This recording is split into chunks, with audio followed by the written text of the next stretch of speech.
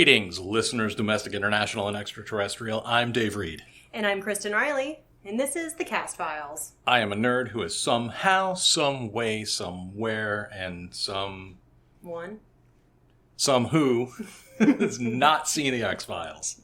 And I watched it when it originally aired. The Cast Files is a podcast where we watch and discuss every episode of the X-Files spoiler-free. Today, we are talking about Season 3, Episode 14, Grotesque. It originally aired February 2nd, 1996. It was written by Howard Gordon, by himself, and directed by Kim Manners. Today, instead of starting out with the logline, I'm going to tell you a little excerpt of what Emily Todd Vanderwerf included about Grotesque in Monsters of the Week. Okay, then I'll give you my logline. Yes. Grotesque is, in many ways, pretentious and self-serious. Ooh, damn! It feels like a dry run for Millennium, the Chris Carter created series that would debut in the fall of 1996 alongside The X-Files' 4th season. She continues, "It's disturbing in a superbly scary way." Oh, weird. I love it. I love the roller coaster. Starts out with a real harsh criticism there and then ends with, oh, it's superb. It may be a harsh criticism, but is it an incorrect criticism? I'll tell you at the end of our episode. Well, IMDb says, after a serial killer who claims to have killed people under the influence of a demon is arrested, the murders continue. Bum, bum, bum! That's almost scarier than 2 teenage girls. Nothing is scarier than 2 teenage girls. That's why I said almost. Meanwhile, Mulder, who believes that the demon might have picked someone new, goes neck deep in the investigation. My logline is, this is the one where they are stressing out my beautiful baby boy. He is... A lot is happening to Mulder in this episode. He's stressed. He's going to get gray hairs if he keeps it up. Oh my gosh. I'm surprised he didn't get gray hairs by the end. During the episode. You know, like when you see a president, doesn't matter who, but at inauguration, and then like 6 months later, they're just white. I've always found that to be misleading.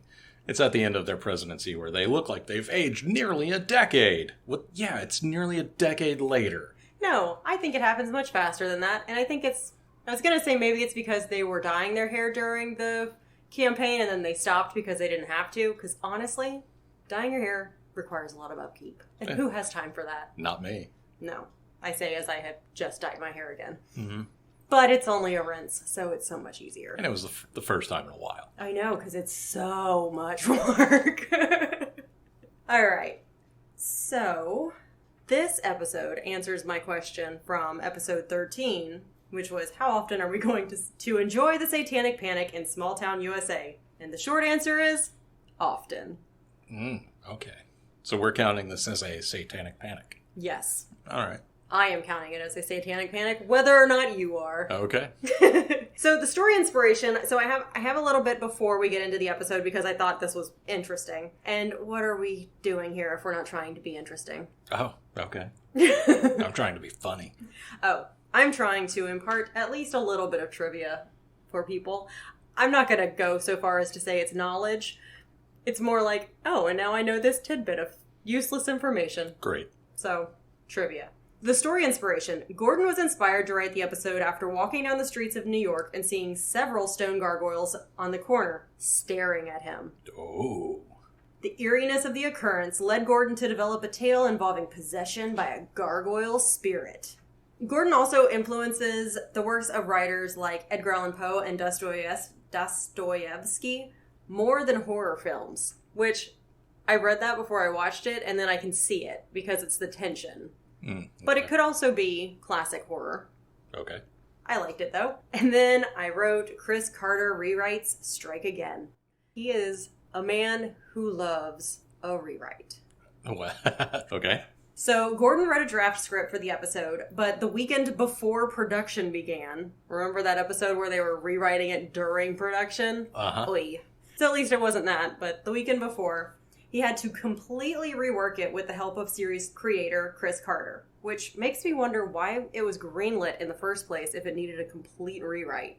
Yeah, I know on other shows that I really, really enjoy, the creator / showrunner of that takes a pass on every episode. Yeah, But shouldn't you do it before the day of production? Didn't you say the week before? The weekend before. Okay. During those few days, the two overhauled the script to add more psychological aspects to the episode. Fortunately, in this instance, Gordon was very proud of the final product. Good for him. Yeah. Good for everybody. Yeah. And then my final thing about the story inspiration and influences, I had to tell you a little bit about how Manners got ready for this episode.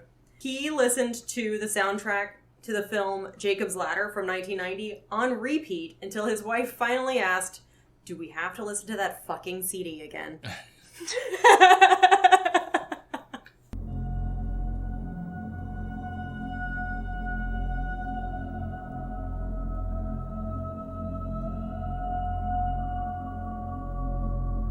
Wow. Not a very supportive wife. You don't know how many times he was listening to that. It doesn't matter.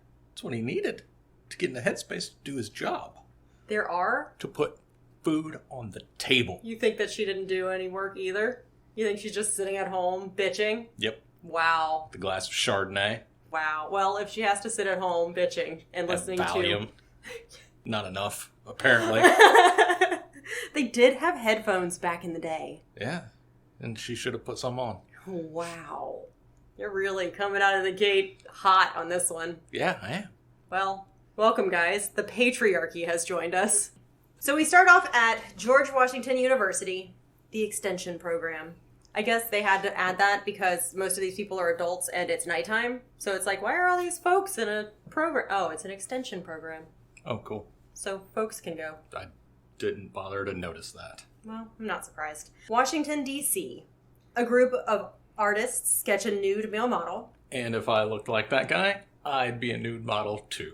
However, one of the artists, John Mostow, draws a demonic creature in the model's place. Look, it's called artistic license. It is. At first, I thought this guy was Roland.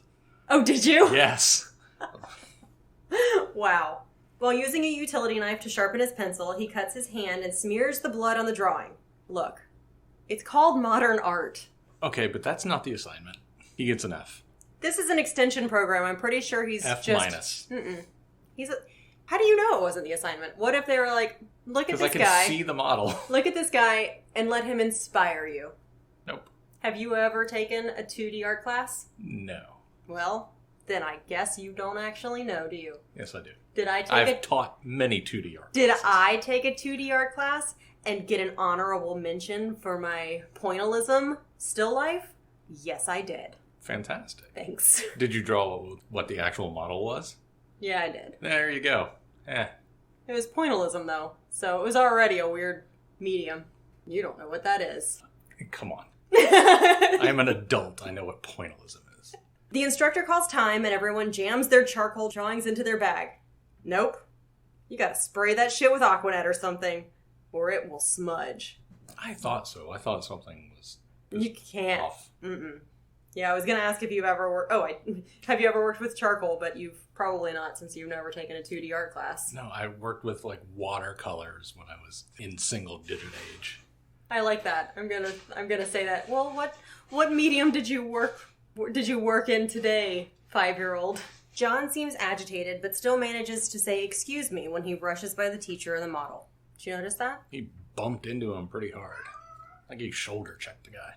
He did say excuse me instead of just being a sweaty man rushing out with his destroyed charcoal. Was he even sweaty? Was he not sweaty? Like he had sweaty vibes, but I don't know if he was sweaty. He definitely had sweaty. He was vibing sweaty. He's... Vibing sweaty guy. And then we get outside, and they show the gargoyle. And I go, is this going to be a gargoyle episode? Oh, I cannot wait. Gargoyles are so dope. I love gargoyles. Oh, do you? Yeah. Oh, I didn't know that. So after the session, the model goes to his car and discovers a pencil jammed in... I could not think of what it was called. The key slot where you put your car key? What is that called? Keyhole. Okay. He is then attacked and killed by a masked assailant with a box cutter, whom we can assume is the blood artist. Set note, because I noticed the building and I was like, oh, I wonder if I can find something out about Heritage Hall, because that's what building they came out of. And I sure did. Originally, the teaser was planned to be filmed at a Catholic hospital, but the shot was relocated to Heritage Hall, a building that had been both a post office and a Royal Canadian Mounted Police office in the past. The following morning, Mostow is awoken by his most annoying alarm sound. Shortly after, the feds barge in and arrest him. Oh, no-knock warrant. However, if you know how the feds dealt with Elian Gonzalez, because we just listened to that other episode, that other podcast, you'd wonder why they would bother to wait until morning. Just show up in the middle of the night. Maybe they showed up as soon as they figured out who it was. I doubt it. When have they ever been efficient? I also don't know. But you're right, no-knock warrant. And then somebody gets bit, and you deserve it. But not before we see our guy, Kurtwood Smith. Yes. He is Agent Patterson. He is, and he is our second in a row person from That 70s Show. Back to back, That 70s Show, guys. Most people know him as Red Foreman from That 70s Show, but every time I see him, I think of RoboCop. Yes. He was the main bad guy in RoboCop, and I always think of the line that he gives when they're being chased by the cops in a van, and like one of his guys gets shot in the leg, and they're trying to get away from the cops, and he picks the guy up, and he goes, "Bobby, can you fly, Bobby?" And chucks him out the back at the windshield of the cops. Whoa. Yikes. And the line, "Can you fly, Bobby?" Can you fly, Bobby? Is branded into my brain. Wow. So I was having a hard time placing him for a while, because I've seen That 70s Show 20 years ago, whenever it was on. But in That 70s Show, he's always so angry. Dumbass. And he wasn't so angry throughout the beginning part of this. And so I was like, is that him? I don't know. Get mad. And then he did. And I was like, oh, it is. All right. While they are brutally arresting him and saying something that generally sounds like Miranda rights, he bites one of the feds. So is the evil transferred through saliva like a virus? Gargoyles are like werewolves. Right? If you get bit by a gargoyle, you turn into a gargoyle. I'm trying throughout this whole time. I'm like, what are they doing with this episode? There's a couple of good misdirects in the episode. Yeah. A couple deceptions by the writer and director. Yeah. No, I agree. It was just me trying to figure it out as I was going. This episode did a really good job of keeping you guessing. All the way through past the end. We'll talk about the end when we get to the end.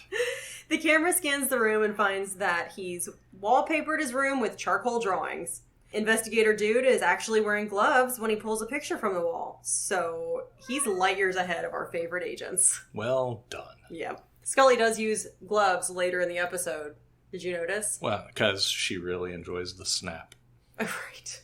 At one point, Agent Bill Patterson finds the utility knife used in the murder.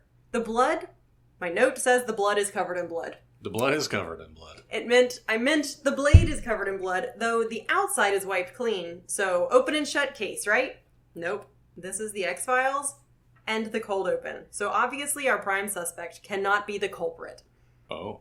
Or cannot be the only culprit. Yeah. Or it's gargoyles. It's gargoyles. And gargoyles are like werewolves.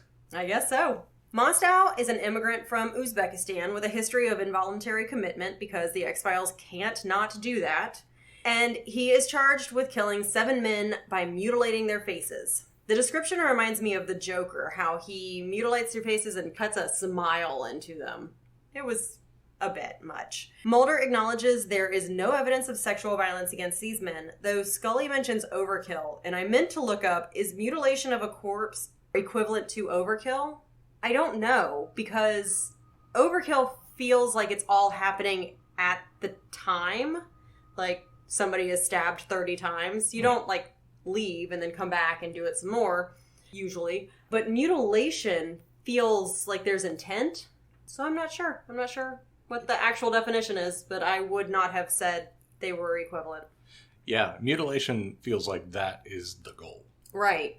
Rather than the byproduct. Right. Overkill feels like it's emotionally charged and you were going to kill them, but now you are continuing overly killing them. Because you are continuing to do whatever it was you were doing. The agents become involved in the investigation when Mostow insists that he was possessed during the killings. Mulder is thrilled.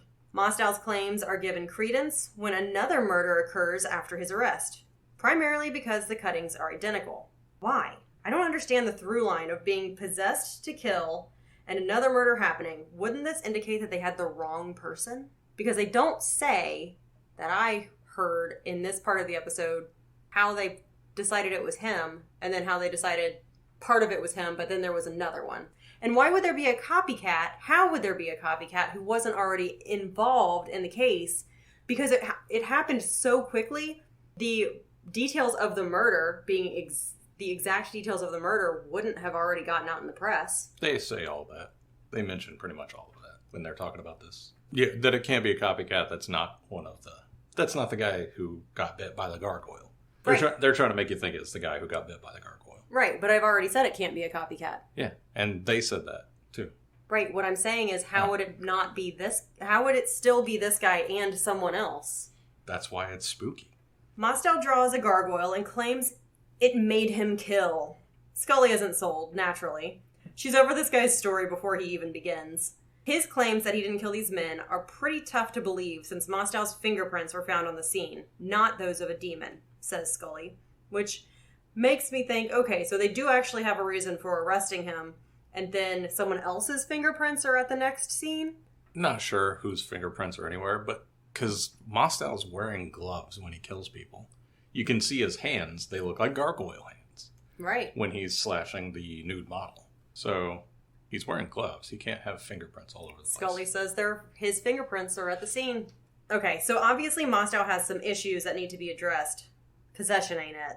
Or wouldn't be if this wasn't the X-Files, so let's buckle in.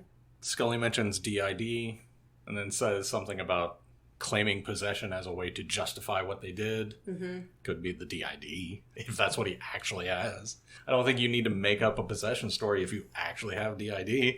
I don't think the X-Files needs to keep diving into the realm of psychiatry because they are bad at it. Chris Carter specifically. Agree. The agents meet with Patterson, who has spent 3 years working on the case. So he's bad at his job. Wow. Especially if at this last site, if there are fingerprints. So, like, there's been fingerprints at every site and Patterson just still hasn't caught this guy. Well, if he's not in the system, then fingerprints don't matter. This is just my complete ignorance. When somebody comes over with a visa, do they fingerprint them? No idea. It seems like a thing the United States would do unnecessarily. Maybe not in the 90s. It's true. I don't know. All right. Mulder knows Patterson from his time in the investigative support unit at Quantico. Their relationship is abrasive, and Patterson is skeptical of Mulder's theories. But there's a lot of foreshadowing here if you pay attention. I have bolded the foreshadowing pieces. Oh, great. So Mulder says, in bold, "That's what always amazed me about you, Bill. You never fit your own profile." And then unbolded, "No one would ever guess how really mean-spirited you are." I thought that was a pretty good dig. But it was definitely foreshadowing because Bill Patterson, which I didn't mention earlier, has had, but maybe obvious because he's been working on this case for 3 years, has put together the profile on the murderer.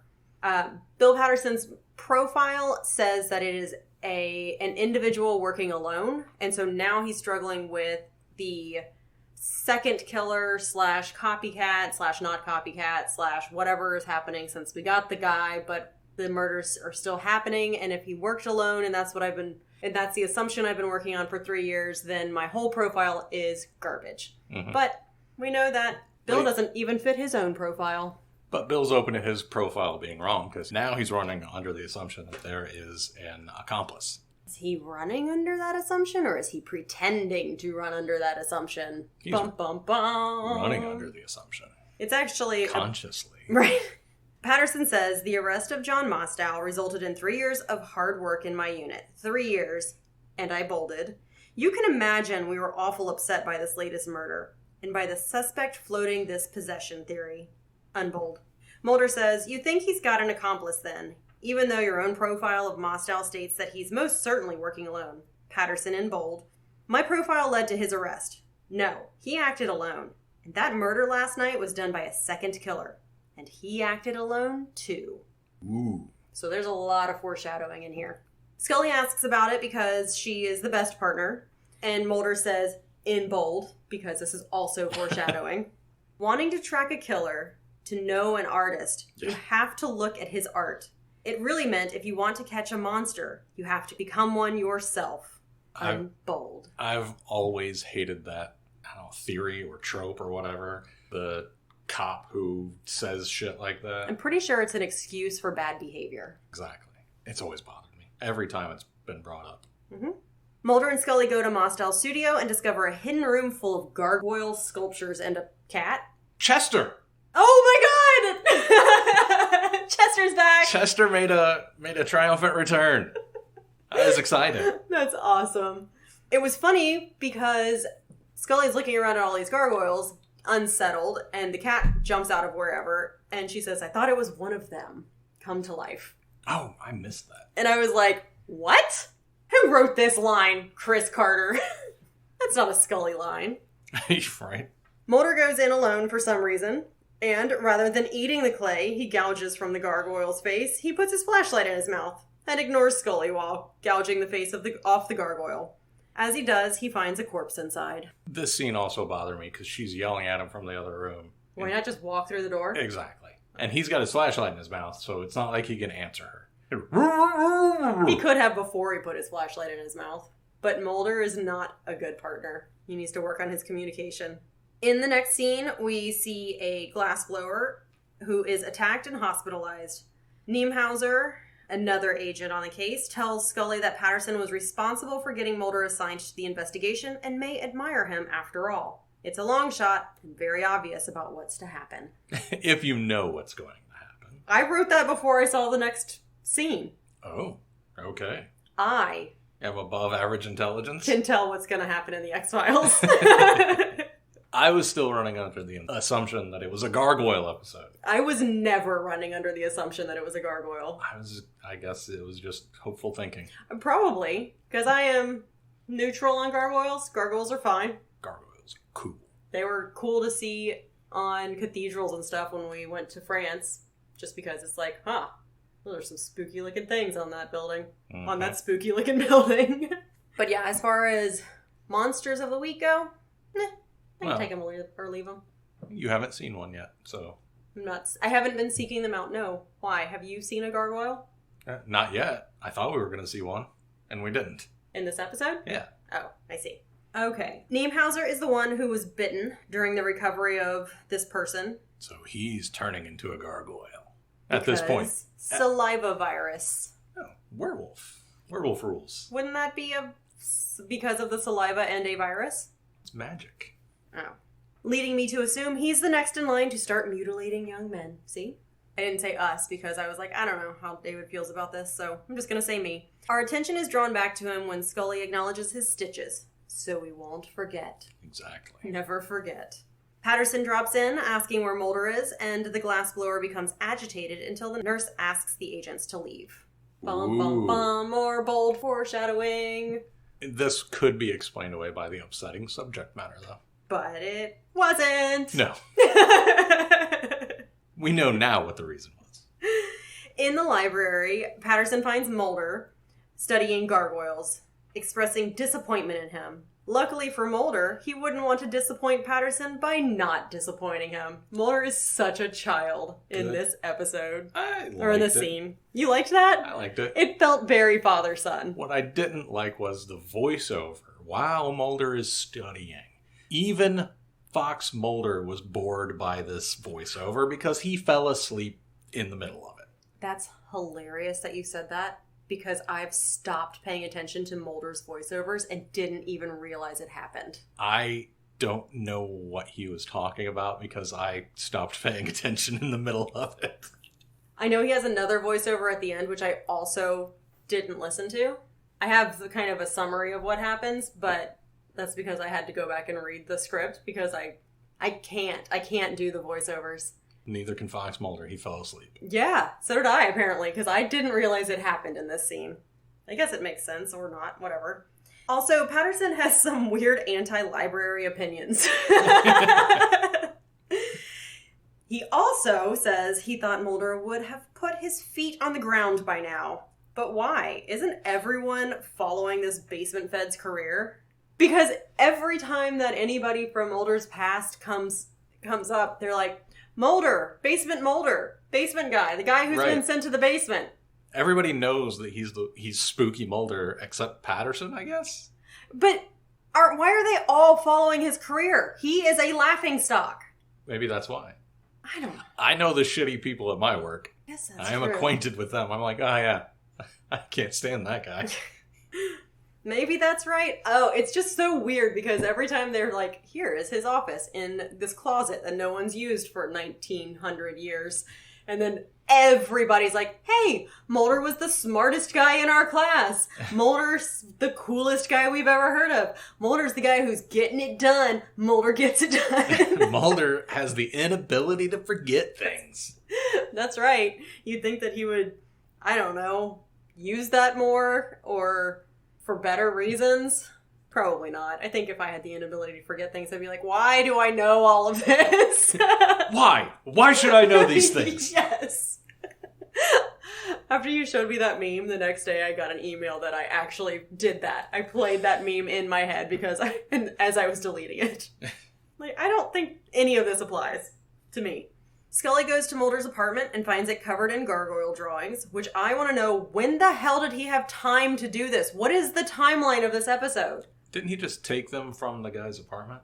Like, he didn't draw all these. All of them? I don't think he drew all of these. But I think he stole all of I these. honestly don't, probably, he has no ethics. There is no chain of command for evidence, as we will continue to see. But did he even have time to go home, let alone gather all of the pictures and then put them all back up? Sure, why not? I mean, look at our wall. You took those things down and then they haven't made it back up, and it's been more than a day. I feel like this is all happening in one day. I have no idea. I also don't know. But he wallpapered his place with gargoyles. Which, I mean, sure. Mulder, who is not at his apartment, but rather is at Mostel's studio, sculpts a gargoyle out of clay in a few hours, which is nuts, because no. He does it without Patrick Swayze's help. Right? Without the Righteous Brothers. If Patrick Swayze had been there to help, I would have thought, of course he did it in a couple of hours. Right? I love how... Okay, so you haven't taken a 2D art class. Have you taken a 3D art class? No, of course not. Have you ever made anything out of clay? I mean, not since, elementary school. You're not living, man. I studied real things. I didn't have time for all of this frivolous frou-frou stuff when I was trying to become president in 2032. Yeah? Yeah. How's that working out? I got time. I don't think you do. I do, because clearly you don't need to be qualified to become president. No, but people need to know who you are. Yeah, I got 10 years. You better start. I'm doing a podcast. There's plenty of people listening to this right now who know who I am. Everybody listening to this knows who I am. Great, I guess vote in 2032. Hell yeah. Ugh, if we even still have a country then. Mulder falls asleep at some point in a bed, which is always a bad sign because nothing good happens when Mulder falls asleep in a bed. That's how we know he is stressed out. Yes. He wakes up to a masked figure standing over him. A pursuit begins. This is a huge warehouse. This is a giant, enormous warehouse. Yeah, this is the studio, and then that backroom studio, and then another place. How did Mostel afford all this? I don't know. Or does he work at the warehouse, and then he also, there's some extra little space in the back, and so he, for low rent or, whatever rent, he can stay there, and it's just easier than commuting. And I guess it's just coincidentally empty right now. Yeah, it is nighttime. It is. It certainly is. And it's just a bunch of wooden pallets, so I don't know who needs to be moving around wooden pallets in the nighttime. Pallet salesman. I guess so. 24-hour pallet salesman. Get your pallets here. Any time of day or night. We got you covered. Pallet sales. The gargoyle person loses Mulder, but then pops out from behind some stacks and slashes Mulder with a utility knife. Mulder falls into the only soft space in the warehouse, and the gargoyle runs off. Mulder refuses to explain to Scully why he's in the studio. He's basically throwing a tantrum. Although she's expressing frustration at how often Mulder leaves her in the dark to worry about him. Poor lady. He blows it off because, as we know, Mulder is a terrible partner. Scully confronts Patterson, calling him out for targeting Mulder. She suspects it's payback for Mulder leaving the ISU 8 years before. Patterson says that's not the case. He simply wants this to end. So I should have bolded that because that's also foreshadowing. Yeah, he says let Mulder do what Mulder's going to do. Right. He also tells her not to try and stop Mulder from doing what he's doing because she won't be able to stop him. More foreshadowing. And I thought that Patterson knew that the gargoyle was possessing people and thought that Mulder was getting possessed so they could pin it all on him. Or so at least he would be unpossessed. Huh. Or actually Nimhauser, I was thinking. So Nimhauser was the one possessed and that the possession would shift over to Mulder and then they could get Mulder? Get Mulder. You thought Patterson was after Mulder this whole time? They did say that he requested him specifically. Mm-hmm. So if you don't like somebody and you need someone to take over being possessed, why not somebody you dislike? Right, but Nimhauser explained to Scully that Patterson actually admires Mulder. Might like Nimhauser better because he's part of the team. Didn't get those vibes. Got some sweaty vibes from the first guy, but didn't get... Sweaty vibes with no sweat. Didn't get Nimhauser is a cool guy vibes from Patterson. He seemed like a fine guy. All right. A bit later, Scully finds a not a disembodied because utility knives don't have bodies, a disassembled utility knife at the latest crime scene. She noticed it when she saw the razor sticking out of a tire of a police car. She uses gloves. Hooray! Good job. To remove the blade and checks under the car for additional evidence, where she finds the handle. She gets it tested, which results in Mulder's prints. She then covers for Mulder, although at this point it's looking like an FBI agent is involved in multiple murders. Even our fictional agents can't bypass the good old boy code. She discovers that the murder weapon is missing from the evidence room. Isn't that a crime? There's like so many crimes happening. When she's talking to the fingerprint expert says, "No, I tested it twice. It's definitely Mulder's. I just assumed that basically he contaminated the evidence at the scene." Right. You know, like NBD. He did. NBD. Well, that's not when his fingerprints got on it. No, not at the site.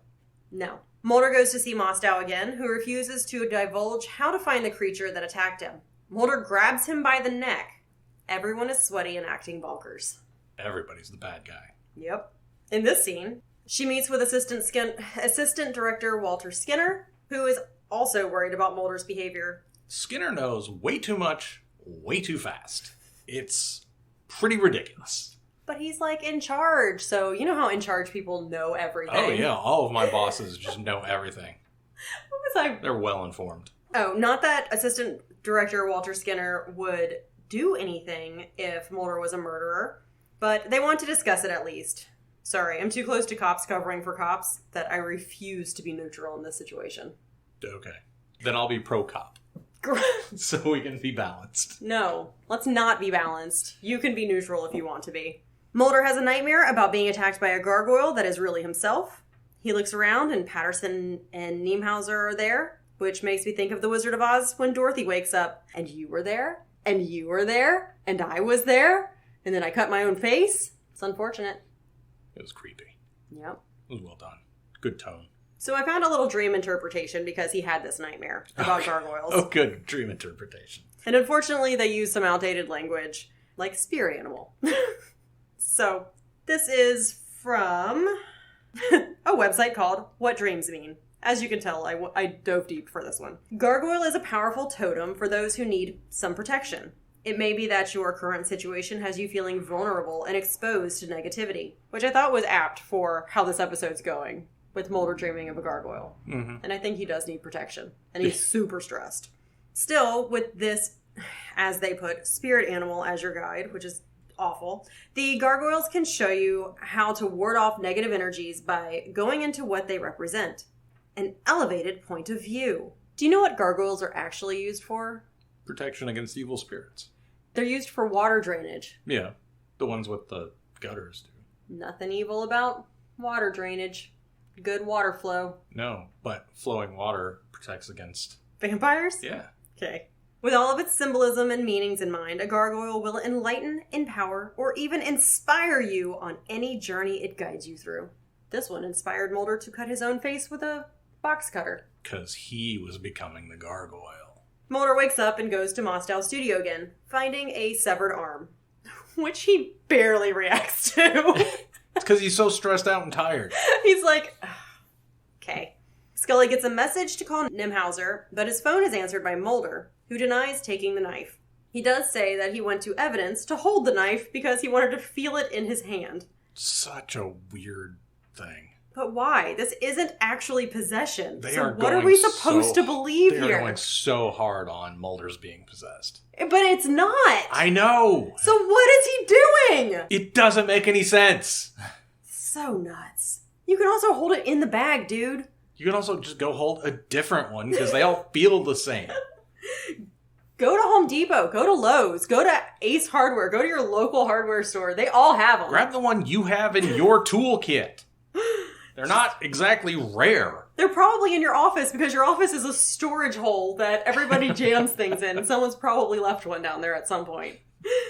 After hanging up with Scully, Mulder searches Mostow's studio. He squishes another gargoyle face, which I feel like would be super fun to do. But also, if you had to build all of those gargoyles and watch him squish them, like, how many gargoyles do they have to build in order for Mulder to squish so that they could get the shot?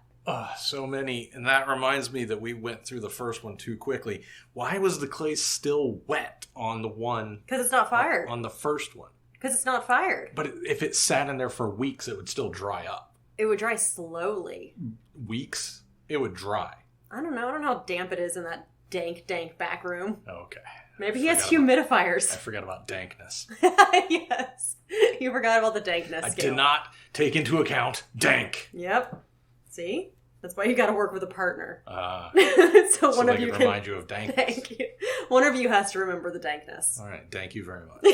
You're very welcome. I couldn't do it. I could not do it, and I also couldn't do it. It was a tough place to be. That was embarrassing. It was. I'm embarrassed for you. You should be. After he squishes the gargoyle's face, and he finds Nimhauser's body inside the new sculpture. Mulder is then confronted by Patterson, who is unaware of how he arrived at the studio. Just like, what's happening with everybody? Are we in the Bermuda Triangle? Are we in the Washington, D.C. Triangle? Where everybody kind of forgets how they got there? Mulder then decides that Patterson is the killer, based on his 3-year obsession with Mostow and his request for Mulder to investigate the case, which is what's happening, but also Mulder would never have put that together based on how he's been behaving. He's just touching evidence in the evidence room and squishing gargoyles' faces. He's not actually doing things. Maybe the gargoyle has possessed a bunch of people all at once. No. No? Okay. It's not what's happening.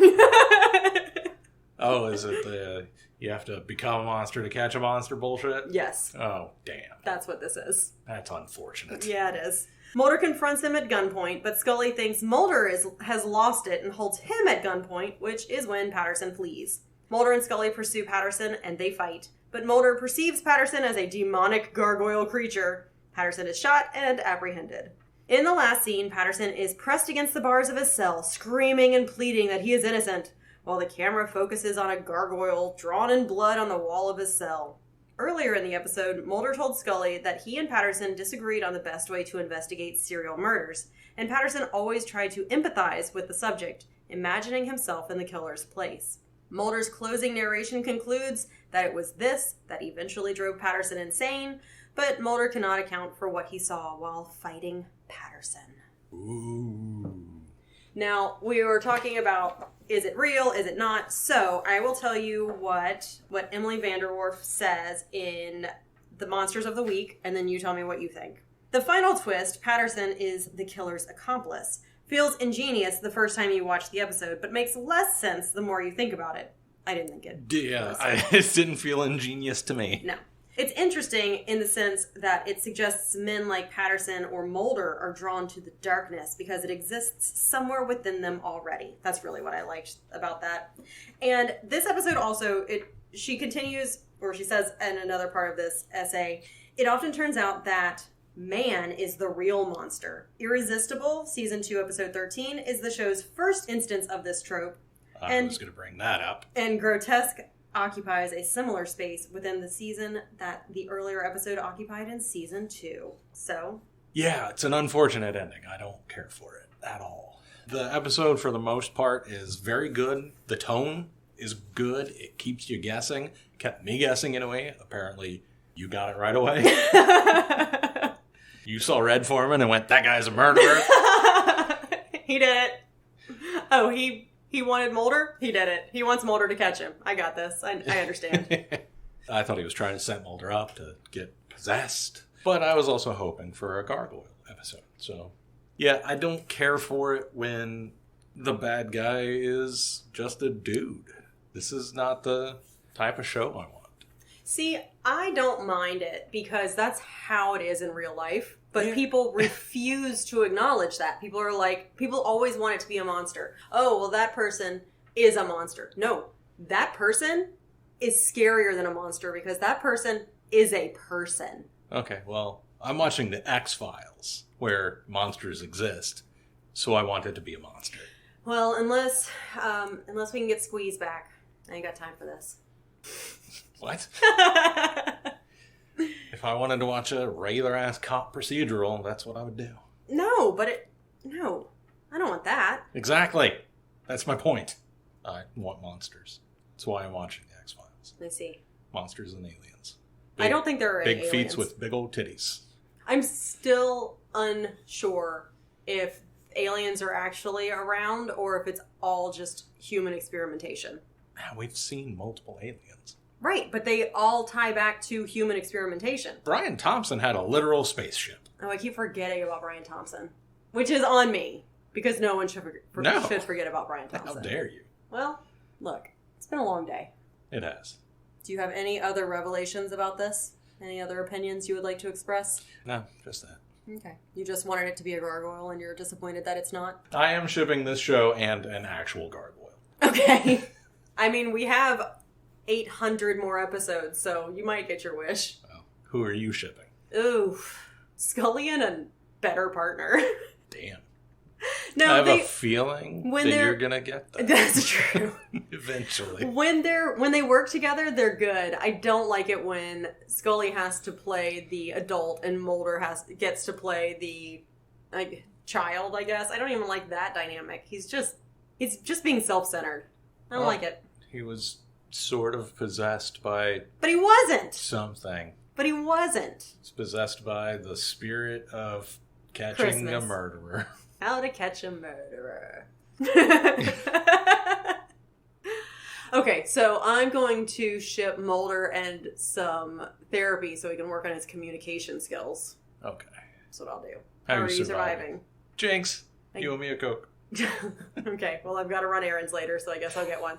I like vanilla Coke. I am going to survive by... Oh, leaving before the last person in the art class. Surviving by not being a young man. That's true. It was, 18 to 24? Yeah, I'm well out of that range. So I am also not a young man. I guess that's it. Yep. The Cast Files is produced by Kristen Riley and Dave Reed. Edited by Dave Reed. You can find us on Twitter at Cast Files. You can find me on Twitter at Dave Reed. That's DaiveReed. You can email us at thecastfiles. That's the with 2 E's at gmail.com. If you could please go rate and review us on Apple Podcasts, give us 5 stars, and tell us that we are doing phenomenal things. Artistic, wonderful things. We are raising the bar on podcasting.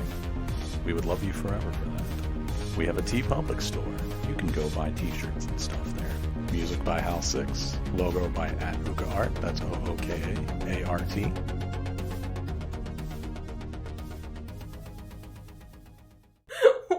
And I know that it's pointlessism. No. I took a shot.